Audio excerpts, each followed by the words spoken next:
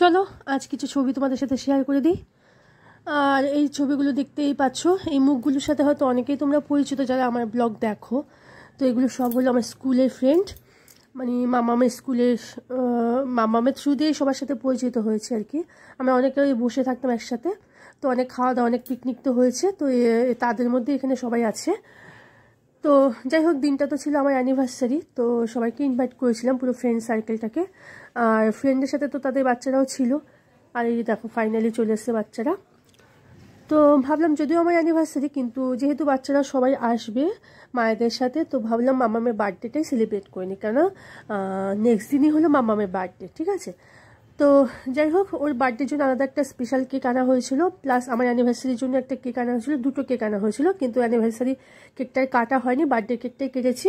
তো এই যে সবাই মিলে খুব এনজয় করছে বাচ্চারা, সবাই খুব মজা পেয়েছে আর কি। ওদের আনন্দতেই আমাদের আনন্দ। এই যে চলে এসছি আবার আমরা আর কি।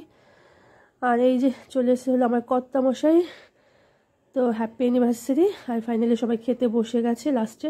আর মেনুতে কী কী ছিল সেটা তো তোমাদের আগেও বলেছি, কারণ মাটন ছিল আর পোলাও ছিল, বেগুনি, চাটনি, পাঁপড়, মিষ্টি, এই সমস্ত তো ছিলই আর কি। আর পুরোটাই কিন্তু আমি একা হাতে করেছি, যদিও আমার শাশুড়ি মা আমাকে অনেকটা হেল্প করেছে আর কি। উইদাউট মানে তার হেল্প ছাড়া কিন্তু কোনোটাই পসিবল হতো না। আর এটা বসেছে মোমো খেতে, কারণ আমি মোমো অর্ডার দিয়েছিলাম। আর পরের ছবিগুলো নেক্সট ব্লগে তোমাদের দেখাবো, সবাই সঙ্গে